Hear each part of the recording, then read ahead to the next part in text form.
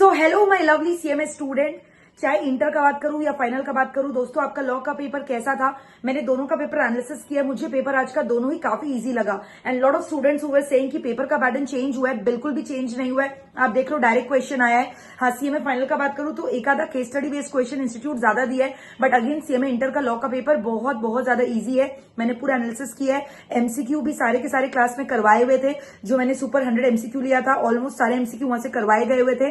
इसके अलावा अगर मैं लॉन्ग क्वेश्चन का बात करूं सीएमए इंटर का, तो जैसे क्वेश्चन आया था कॉन्ट्रैक्ट टैग का, मैंने आपको बोला ही था 7 मार्क्स का कॉन्ट्रैक्ट आएगा, 7 मार्क्स का आपका स्पेशल कॉन्ट्रैक्ट से आया था।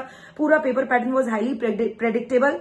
इंडेमनिटी गारंटी ये हम लोगों ने किया था। फिर इसके अलावा मिस रिप्रेजेंटेशन का जो क्वेश्चन आया था, या rights duties of the partner का बात कर लो, या फिर रेमेडीज जो अवेलेबल है बायर का against the seller in case of breach of contract, सोगा का क्वेश्चन था। ये भी काफी प्रेडिक्टेबल क्वेश्चन था और सुपर 50 में करवाया हुआ था।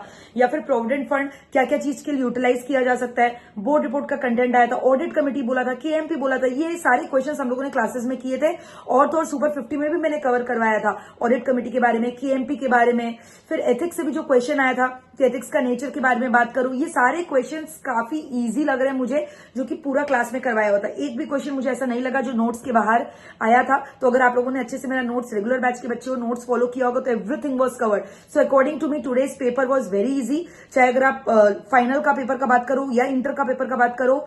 एंड आपका पेपर कैसा गया जल्दी से मुझे कमेंट करके कमेंट सेक्शन में इन्फॉर्म करिए दोस्तों, ठीक है।